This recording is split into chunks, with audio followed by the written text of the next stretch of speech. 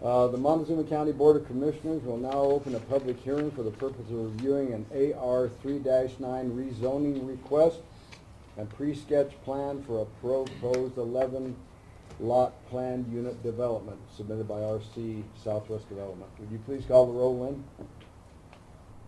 Commissioner Ertel, Present. Commissioner Sukla, Here. Commissioner Lambert, Here. Administrator Bruner, Here. Attorney Baxter, Here. and Lynn Dorenkamp, Chief Deputy Clerk. Notice is hereby given that the Montezuma County Commissioners will hold a public hearing for the purpose of reviewing an AR3-9 rezoning request and pre-sketch plan for the proposed 11-lot planned unit development submitted by RC Southwest Development LLC, Agent Manus and Associates, Inc., on property located at 10430 Road 23.5, Cortez, Colorado, consisting of 35.85 acres more or less, situated in Section 21, Township 35 North, Range 15 West, NMPM. Property is located south of Road L, east of Road K. The hearing will be held Monday, May 18th, 2015, beginning at 1:45 p.m. in the Commissioners' Hearing Room, Montezuma County Courthouse, 109 West Main, Cortez, Colorado. Interested persons may attend and give input. Information may be obtained from Planning Department, Room 305, District Courthouse, Cortez, Colorado, or accessed online at http://montezumacounty.org/web departments/planning/. You may also contact the Planning Department at area code 970-565-2801 with questions. This file can be inspected in the Planning Department during regular office hours. Dated this 4th day of May 15th, Kim Purcell, Clerk, Board of County Commissioners, Montezuma, Colorado. Montezuma County, Colorado. Published in Cortez Journal on Friday, May 8th, 2015. Just a correction, you said Tier 35 north, and it's on my paper it says Tier 36.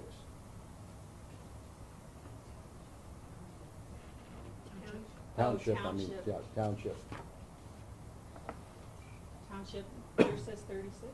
Mine says 36 on And this. I'm sorry, I said what? You said 35. Okay. So I need to restate that? I'm not sure, just maybe corrected it. It does say Township 36. Okay, good. On mine Just- also. Okay. Okay, corrected. All right. We're open and ready to go. Tell us what we have, Leanne. This again was reviewed by the Planning Commission on April 23rd. The general density overall with the proposed development, even with the 11 one-acre lots, would be an overall 3-acre density. The Planning Commission did hear from a couple of neighbors who were concerned about livestock and, you know, encroachment in regards to the cluster people. There was Crow Canyon Archaeological Center present. They spoke in favor of the development, basically saying that the open space that's retained there is a great benefit to them. Mrs. Grope, she was present, she was the other property owner in the subdivision that uses the road that accesses the new proposed subdivision. She spoke in favor of it, as well as Mrs. Steep. The Planning Commission didn't have any large concerns about anything at all.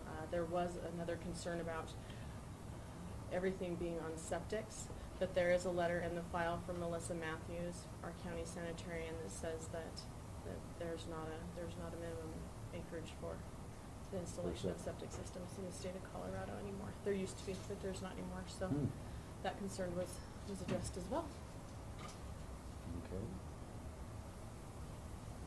Okay. Is the Wilkins, the Lebanon school plat or town plat, are those half-acre lots? I'm just trying to compare them to this. Oh, 11 on the States, huh? Yeah, aren't they? They're smaller than that. I think they're 1-acre lots. Oh, and they got septic, right? Yes. Yes. Mhm. Okay.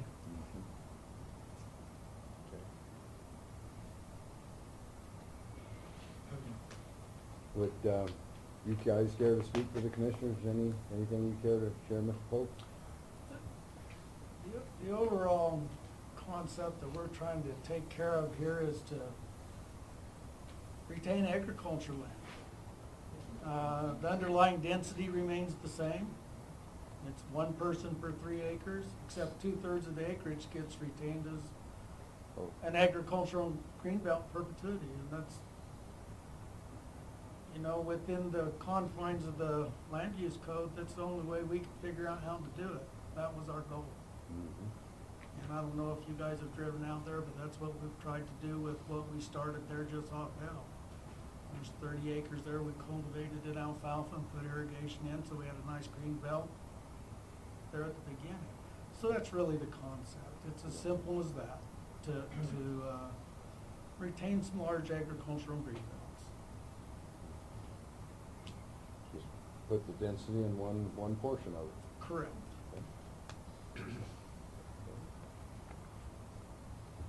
I know previously there had been concerns about the remaining tract, it would remain open space for agricultural. And I think that the plat does restrict to agricultural use, and besides the documents, HOA documents and deeds, that for this to be changed, it would have to become for the commissioners to change Yeah. that. That's what, Leanne, that was a concern of mine, is that, do we do this 11 1-acre deal here, and then 5 years or 8 years down the road, we say, oh, well, we need to chop off another corner and do the same thing, but it's the way the PUD is written and the way it's platted, that cannot change from what's there now without, I assume, commissioner approval, or maybe not even commissioner approval will allow that. It has Well, to stay that way. Even on top of that, level of security that the agricultural conservancy remains the same. Within the HOA documents that the homeowners, as they purchase lots, they have to sign off on those documents, and in those documents, it is retained in perpetuity as an agricultural conservancy. So even after the land goes directly to the HOA and RC Southwest has nothing to do with it, the board of directors, you don't even have the authority to change that within the HOA. Mhm. So there's really multi-levels of protection that somebody would have to have no sense and lots of money Mhm. to get an attorney to do that. When would that transfer over from the, to the homeowners association? What kind of, is there a percentage, or how does that work? There is. Once the threshold is 70%, there is a threshold where that the homeowners have to elect a board of directors and an architectural review committee, and the development is out of it. So 70% is the threshold. So 70% of your lot, so then that. Then we relinquish control to the HOA. Mhm. And in addition to that, within the covenants, there's pretty strict building requirements, I mean, the materials that you can use and to retain values. Mhm.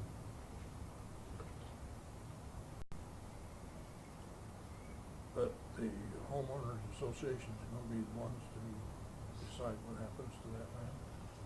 What will happen initially with the property is RC Southwest will do a lease of the property based on the infrastructure that we put into it.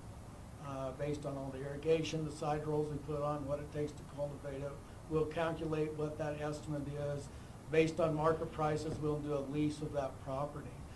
But essentially the HOA owns it. There will be language in the HOA for the ag property itself that it will have to be, it can only lay fallow for 2 years. You can rotate cover crops on it. You can't ever turn into a weed patch. Somebody has to farm that land within the restrictions on the ag conservancy. Who will enforce that? The board of directors of the HOA? Correct. Farming by committee, huh? Might get interesting. Well, hopefully, not hopefully, like Leanne said, it's fairly rigid. It's a fairly rigid HOA. Whoever's gonna be there is buying into this concept. It's not secret or anything else. It's like, this is what it is, you guys. Mhm. Don't do it if you don't wanna do it. So, Will that parcel be fenced separate from the rest of your home sites? it will not be fenced. It will not be fenced? No, it'll be fenced from adjacent property owners, Yeah, but not from your, we're not grazing it. We're putting hay. We're growing alfalfa. We'll never graze it. How's it gonna be taxed? I'll let Ernie address that. He researched that a little bit, I think. Well, I think this lot is gonna remain agricultural tax base. And of course, all these lots are gonna be residential after they're built on. When the plat is recorded, then these are gonna be, taxed at a higher rate for development property until a house is placed, and then they will drop to residential. So if somebody buys a lot, and then the assessor assesses them 1/3 of what they own as a residential, 2/3 as ag? No. This will have one assessment, one lot, one assessment that the HOA will have to pay the taxes on this lot as agricultural land. If I have this lot here, lot number 4, I have a house on it, then I pay as a residential on this house, on that property. But you're gonna end up paying taxes on the other as well through your homeowner association. Through the homeowner association, they would pick up, yes, They'll cost share that portion. yes. And it would not only be the taxes, but it would be the water, and the HOA would have to be responsible for water maintenance, taxes, what other incidental fees it would take to maintain that property. And actually, with the size of those lots being more dense than your 3-acre lot, they're actually taxed at a higher rate than a 3-acre tract with the house on it. Yeah, there's no loss of tax revenue because of this. is your water MVI water, or is it adjudicated? What kind of water rights do you have there? Right now, RC Southwest owns 149 shares of MDI. I'm gonna read it. So it's. Are you talking about the tax difference? It's MVI water. MVI water. Yes, it is. Well, we had Leanne, the 3 commissioners had Leanne do the taxes on, so 35 acre variegated hay was $441 and 52 cents. 11 1-acre tracts with 24 acres of ag, so it's $2,015.43 versus 11 3-acre tracts is $1,773.52. So they're actually be paying more in taxes with it. And taking that into account too, I mean, there's a lot of variables that go into assessing property values. Your size of your house, how many outbuildings you have, what materials are used to build your house. I mean, all of that goes into your assessment and can make it go up or down. A nicer house, you're taxed more. But a vacant residential lot is gonna be taxed at a higher rate than than agricultural land. Yes. So they'll all raise up from there depending on what you build on it. Correct. And that was by talking with Leslie Bugg with the Yeah. county Assessor. assessor. She's the deputy assessor, and yes, very helpful, very wonderful.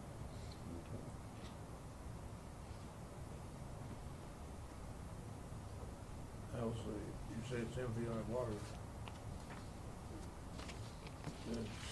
Does the HOA get so many shares of water, or how's the water to be divided? When we started the development, we put an 18-inch line to the property boundaries so that we could develop the agricultural.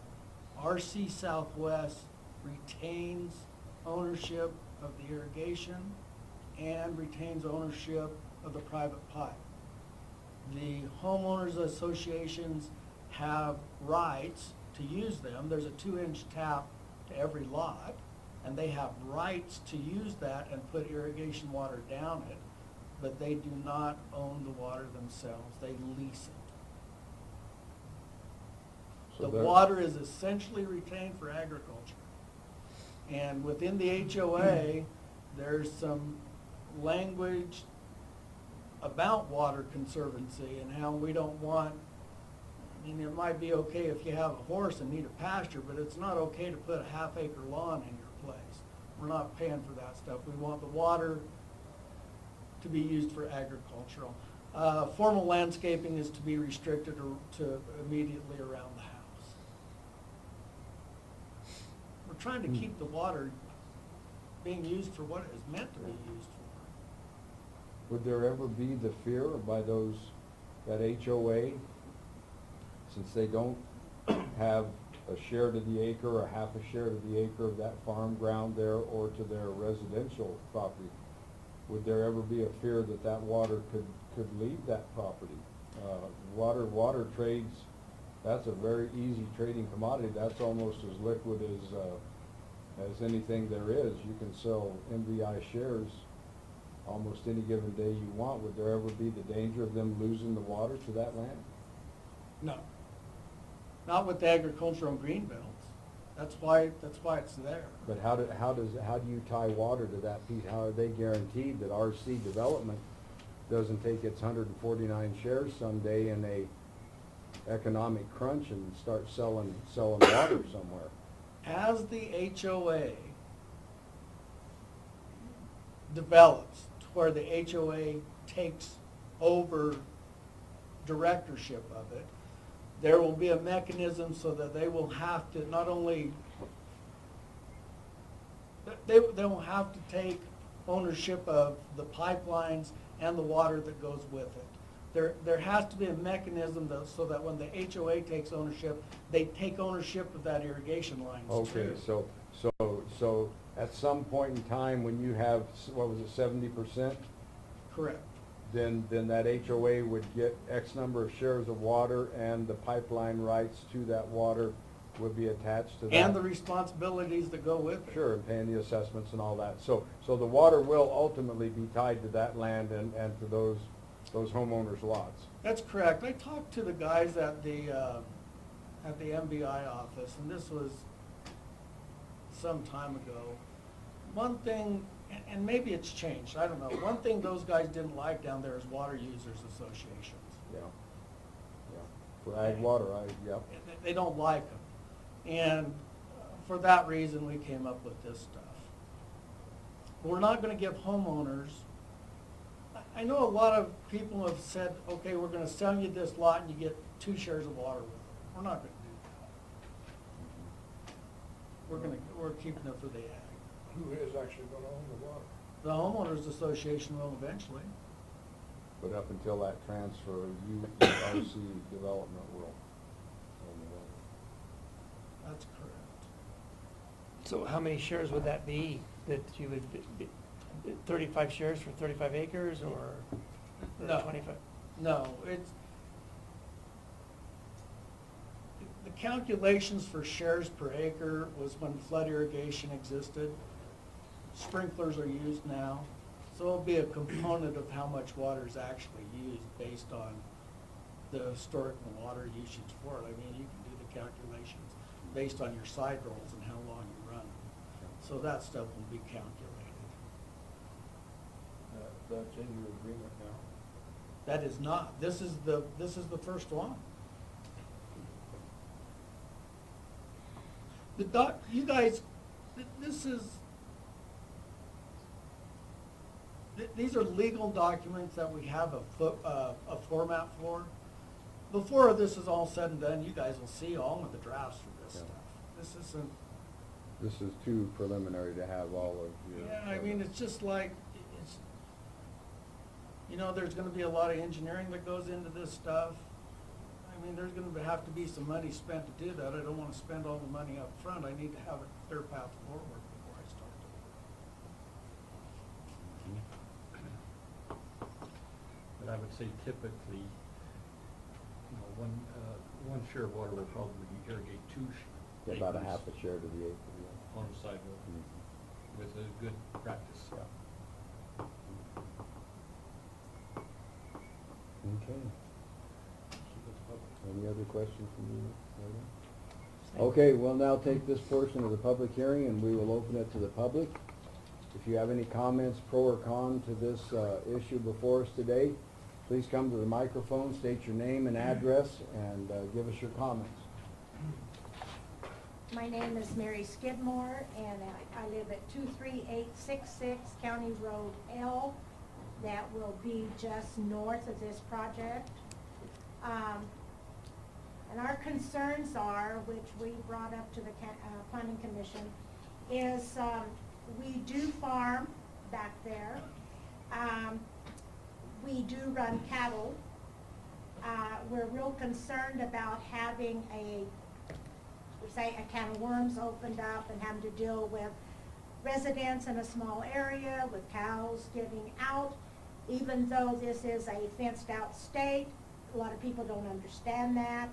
We have the McGeechee subdivision east of us, and once in a while we have a little problem over there with residents because cows do get out. I don't care what kind of fences you have, cows do get out.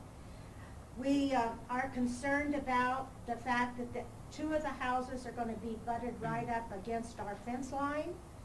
And I have been really studying these agriculture-based developments, and I'm with the understanding that throughout, and the one in Fort Collins, these were put together for food purposes, for these homeowners to have a community garden per se, you know, in places like Fort Collins, the one that was brought up about Fort Collins, per capita, they have a lot more people than we have.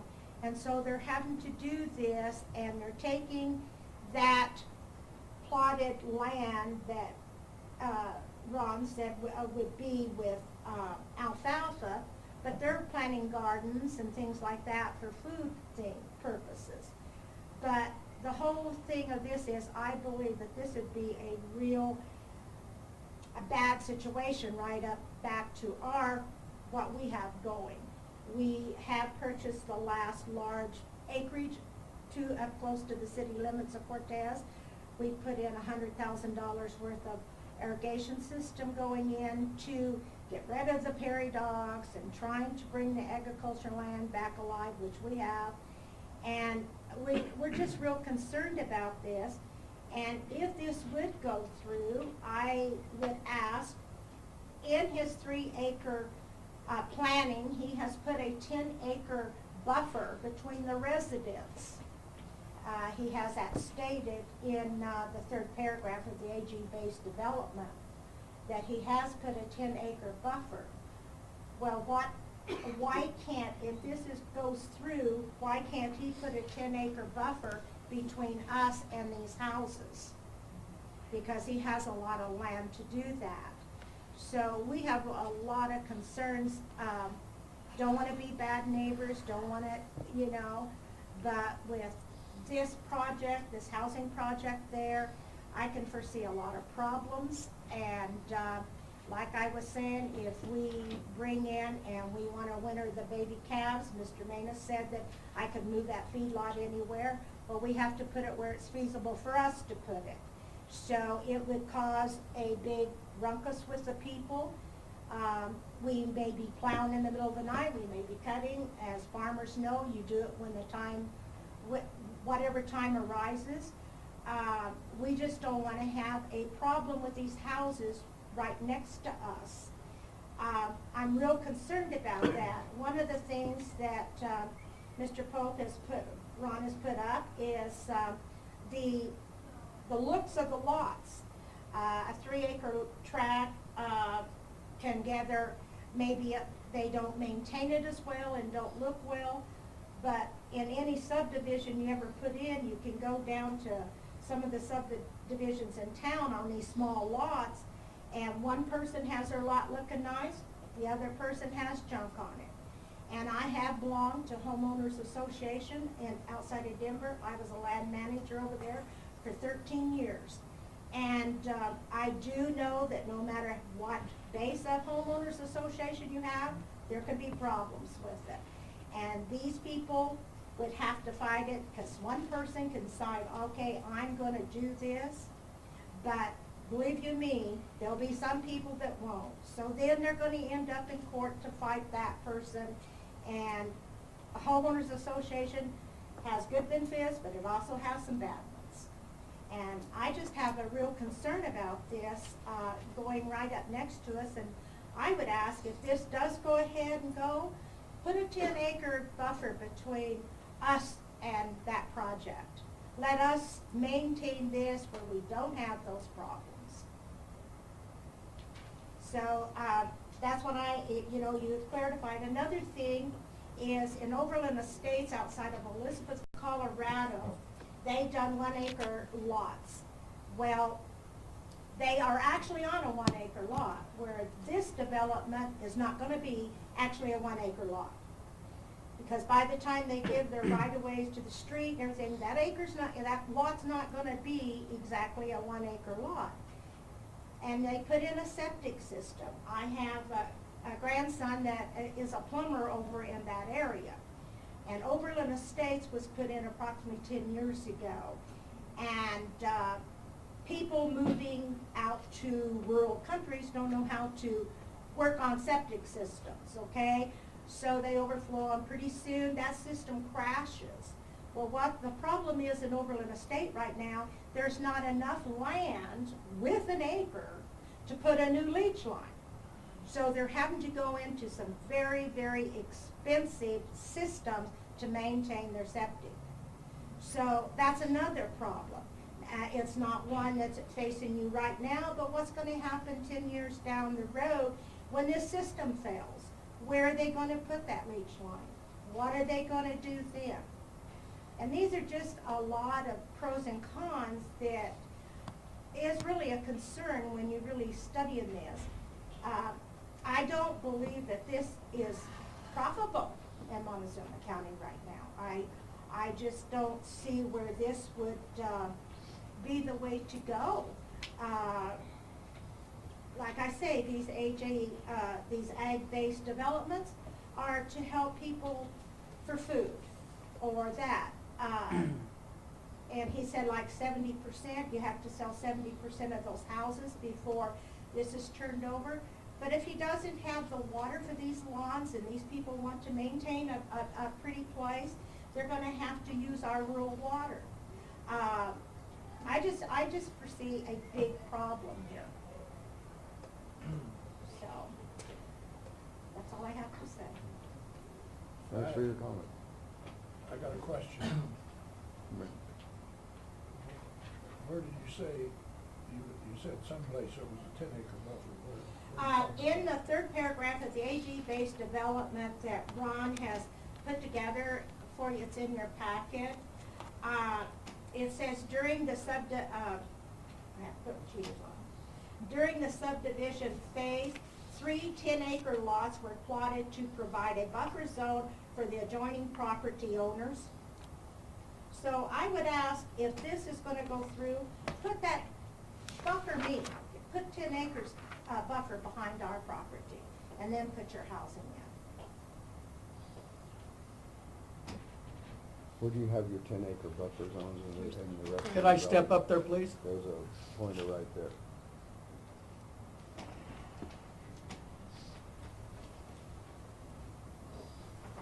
There's a 10-acre lot right there. There's a 10-acre lot right there. There's a 10-acre lot right there. This is their property that's in question, that she's talking about. This is where their home is. They have put side rolls in right here, and they put a fence across right there. The reason that it was developed the way it was is if you see that boundary right there, originally the Laytons, through some kind of negotiation with Crow Canyon, there's a big archaeological site there. And they have, that's why it's shaped like that. It used to just go straight through. The Laytons used to own that whole piece right there. So what it does is it leaves this funny little piece right here. This is where this rectangle is that 23, 24 acre ag, and that funny little piece is what's divided up into it.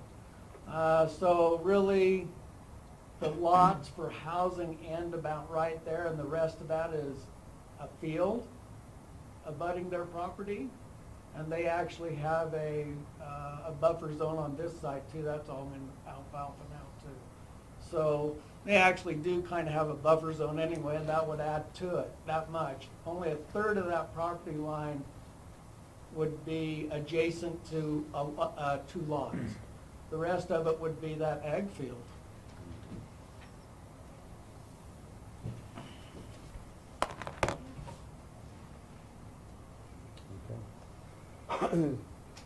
Yes, on this map that was presented to us, these two houses, this is the corner of us, and these two houses is busted right up against our fence line. The two lots Yes, sir. are, yeah. Okay. So I think, you know, I just feel that it's gonna create a major problem. What's the setback? Is it 50 feet? For residents, for 50. property lines. For residents, yes. Okay, Leader Trip 27418 Road End. I just want to share an overview of the real estate market. Presently, we have an inventory of 90 3 to 5 plus acre lots, and we're lucky to sell 10 a year. We don't have a market for land at the present time, and it was all created because of the subprime mess. The market got way out of whack. Building came to a screeching halt, and it's never quite recovered. We've seen a little recovery this year, but it might not last, and it's just still not enough to show a market. And I'm all for development. I was a developer in 2 states, a realtor and developer in 2 states. But I want to see successful developments, and I just don't feel that this type of development at this point in time is going to benefit the area, because if we have an abundance of land already for sale, I don't see how, and those are 3 acre lots, I don't see how this concept will take over in terms of 1 acre minus lots.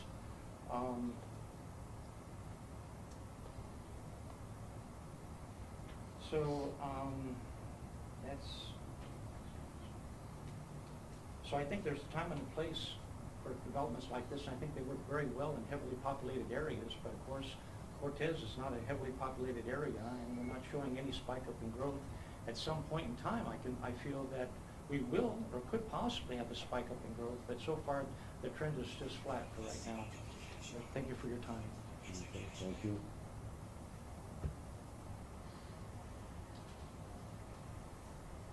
Another concern, some of our residents that were unable to attend today are concerned. Rodale, we have a lot of traffic going down to the ancient, the land back there at Crow Canyon. We have tour buses, we have a lot of traffic on Rodale. And that's another thing. This would create a lot more traffic down Rodale than what we have. We're like 491 sometimes if you sit at my window and look out, and they're just continuously whizzing by.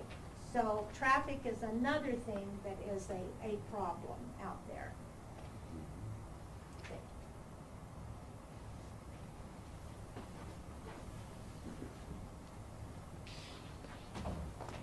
Bentley Colbert, I live at 23738 Rodale, and you know, I want to first of all say I appreciate Rob for sitting down with me the other day, and he was more than willing to talk to me about, you know, all of this, and there's some questions here that I had that have been answered. You know, septic, I still have a, you know, a little, you know, I still wonder what could become an issue with that. But, you know, Rob was very straightforward with me about what he was going to do and how he was wanting to do it. But I guess, you know, when it all comes down to it, and it's all done, and as long as Rob's there, you know, I think we can have some enforcement, we can have some teeth in how this thing's managed. But the concern I have is when he leaves or RC sells that thing off, you know, and I know in the covenants and the rules, there's, you know, perpetuity and all the language that's in there, but, you know, I think we all know when attorneys and when courts get a hold of things, things can change. And that's the concern that I have. You know, as long as we can enforce the rules and keep things together, you know, development's coming. We all know that. We all have to be neighbors and we all have to live together. But, you know, we've got to plan that development, but it's down the road that I think are gonna be the concerns that folks are gonna have is, you know, what's gonna happen out there if those 11 people decide that Mary's feedlot stinks and we're gonna have a problem out there, you know, and they're coming to you guys to figure out what to do with that. So, you know, I don't think there's a right or a wrong answer to all of this. I think there's gonna be some questions ongoing as time goes on, but, you know, where are we gonna end up with services if we set the precedents here and we dot these things around the county, you know, who's gonna get what and how's that gonna happen? But, you know, property rights and water rights are sacred things. And I'm not one to tell people how to use their property. I just, you know, you guys are in a tough spot with that. But I think if we do this, you know, I don't know if there's a right answer. You know, John's the attorney over there, but in the future, you know, if the rules stay the same, you know, things could be good. If they don't, if those people that live in there and go in there and change those, you know, that's the concerns, I guess, that I'd have with that, you know, as long as we can make everything else work with it. So that's about what I had to say with it. Thanks for your comments. You know, I think Bentley's right. We are trying to set a precedence. And you see the rest of the parcel that's south of there.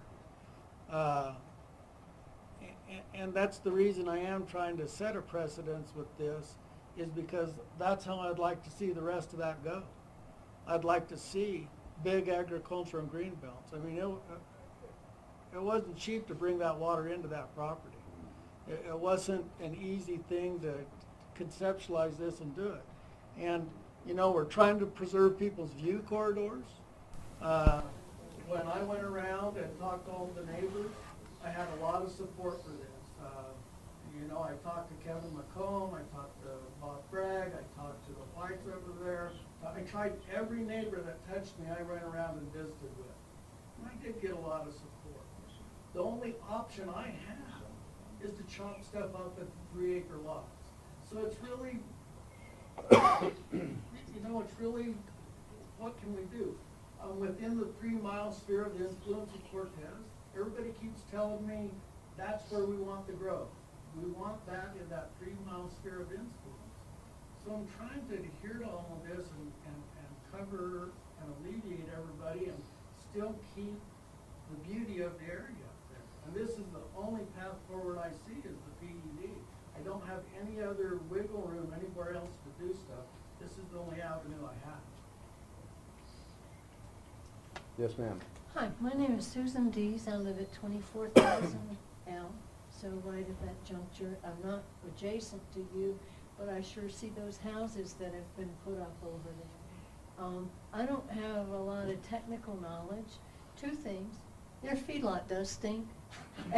Yeah, I just want you to know that, okay?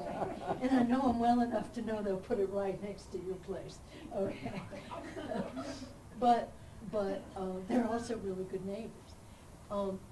The main thing is I have 8 acres, and it's my little piece of heaven. And I don't want to be seeing development housing over there.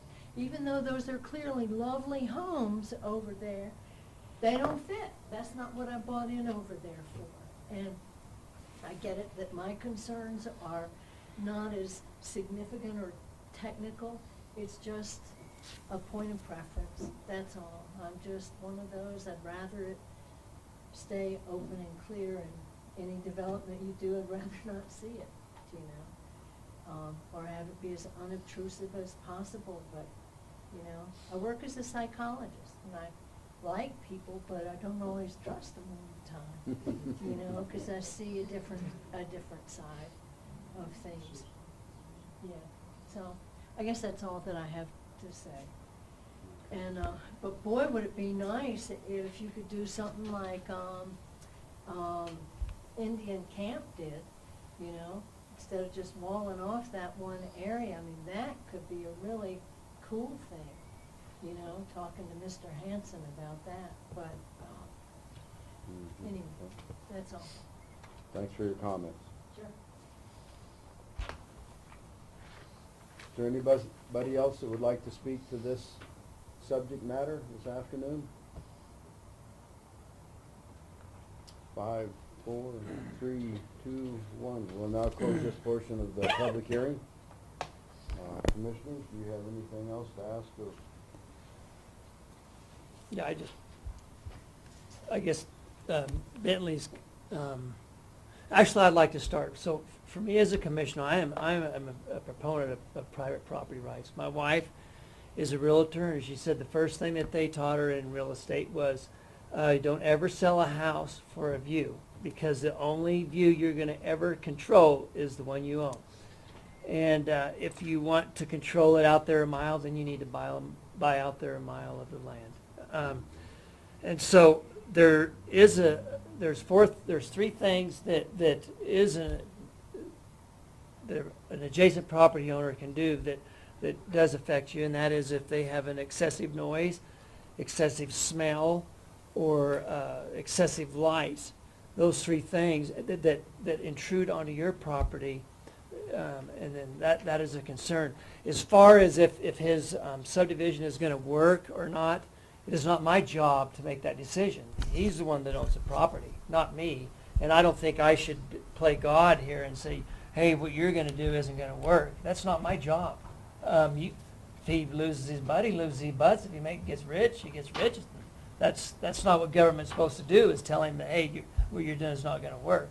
Government is supposed to get the hell out of the way, in my opinion. And so as long as those three things are not. So I have not seen anybody yet show me that what he is doing is affecting those three things, the light, the noise, or the sound.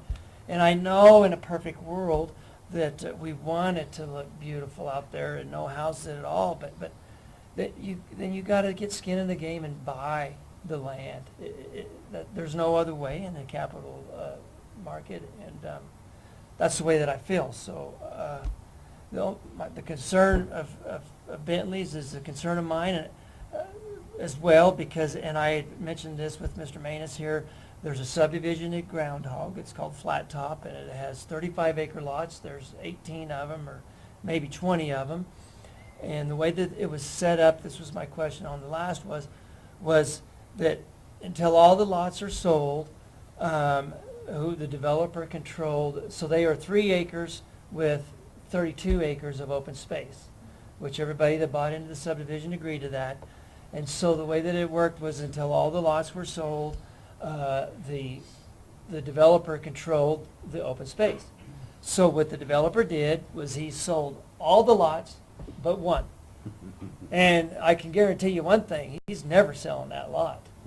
And so he controls the 700 acres. And so that was my main concern, was when when this is passed over, and there's still, what if you sell 69% of the lots and then just no more.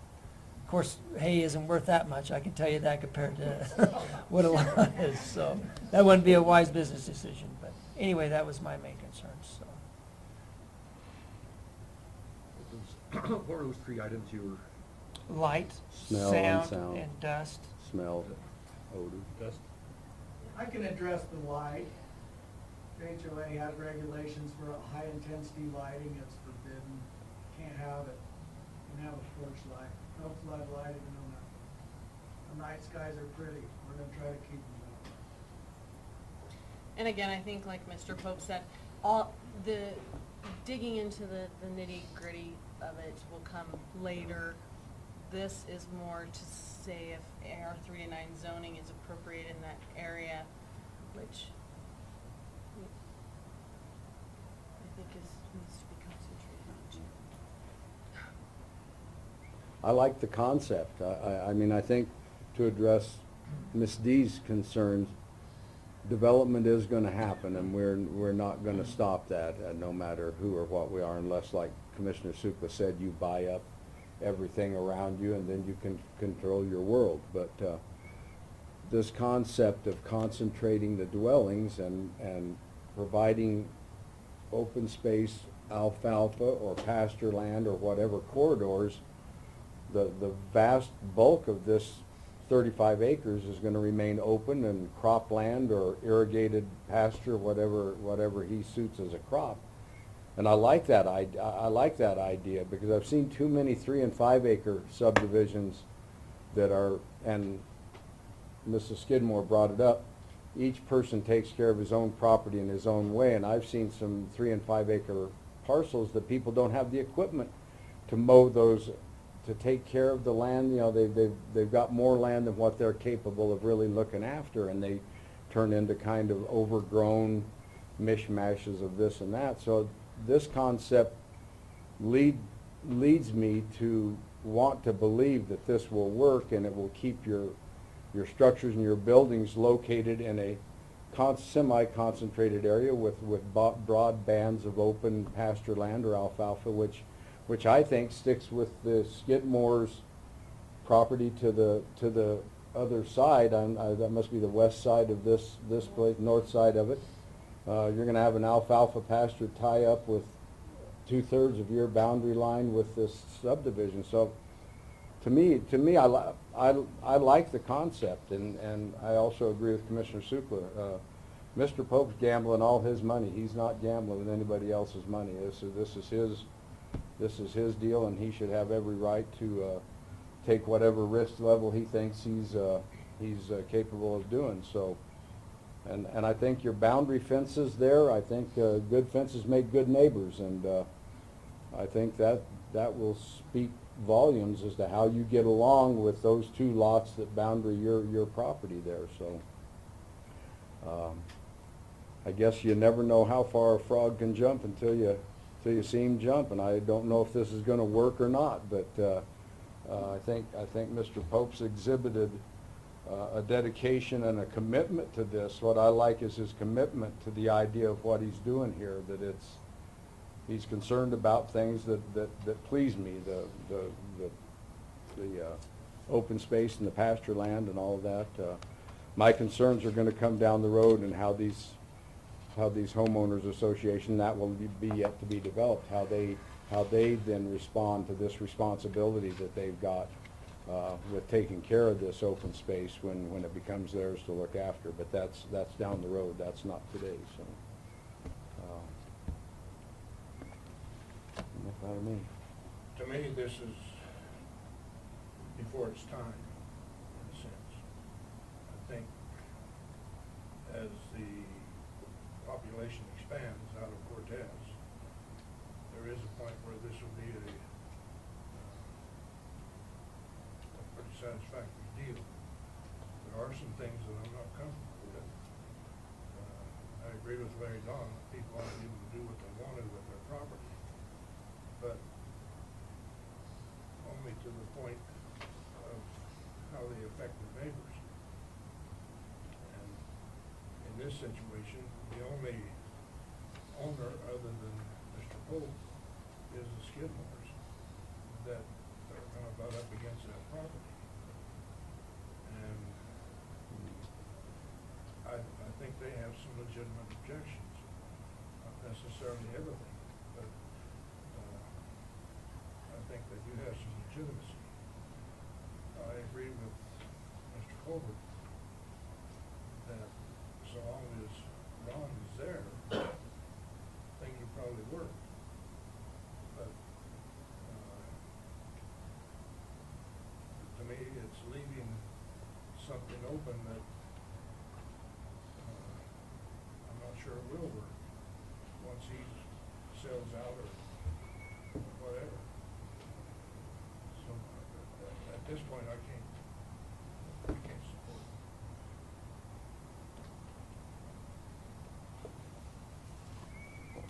What was the recommend from Planning and Zoning? How did our Planning and Zoning Commission? It's down there in the, right there. Where your fingers, that was the motion. So they were unanimous in their vote to support this. And again, this is zoning. The plan in its entirety and the details, will be dealt with Yeah. to come This down the road. is just approving the planned unit development as This is just for the zoning Zo- and the rezoning. pre-sketch, which is Okay. basically, when you're asking for your change in zoning, this is basically telling you why Yeah. they're asking for Gotcha. it. So you're not necessarily approving the plan, We're just granting, Is this not the pre-sketch? this is the pre-sketch, but you're not finalizing, Right, but you're asking us to approve that. that goes into the zoning request is why. So I'm just clarifying for, What we're here to do today is to change the zoning on this parcel. and this is basically why they're planning on, or why they're asking for that zoning category. If they went to 3-acre plots, you still have to have the zoning change? If they went with 11 3-acre tracts all over, still have yes, to, they would still have to go we're through. taking out of ag and putting it into it. It would just be a different sketch plan, pre-sketch plan. Not to divert, but Mr. McGeechee, you own property that abuts this development, with your father's subdivision up in that land. How? I'm surrounded by. Next to them, they lease my place from back her. Yeah. Friends of Rob too. Mike is a good neighbor. Yeah. Actually, we're all friends, Well, that's we're all- good, yeah. if that, there's just some, Yeah. it's like you may have spaghetti for supper and I may like tacos and you may not like it, so, you know what I'm saying? You just- Yeah. Everyone has an opinion. Yeah. I'd like to address one thing and then I'll shut up. And Bentley brought it up about what the future holds for this place and what happens down the road. We spend a lot of time and effort putting in hay barns and corrals, and we seeded in dryland range grass, about 300 acres just south of there. We, as RC Southwest Development, aren't going anywhere. My house is gonna be up there, you know?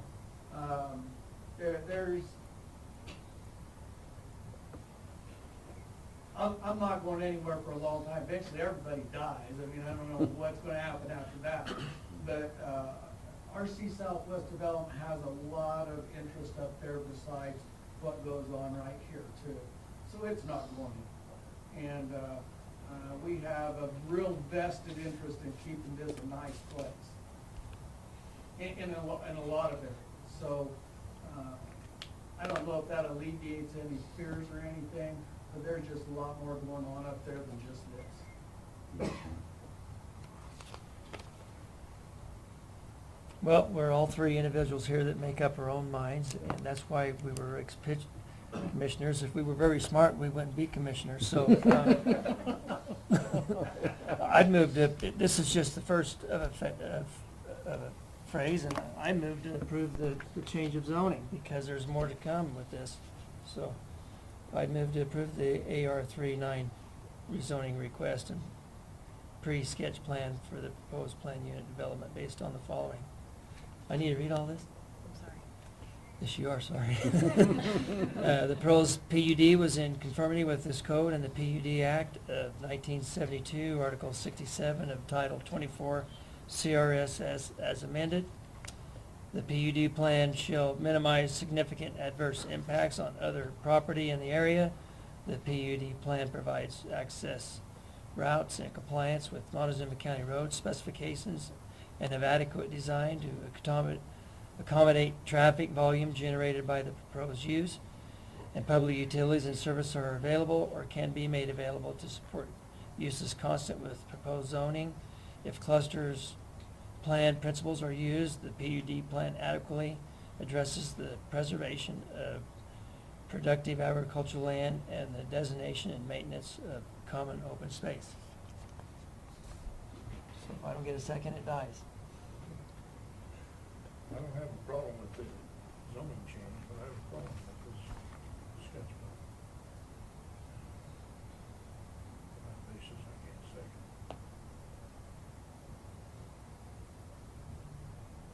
I'll second it. Been moved and seconded. All those in favor? Aye. Aye. All opposed?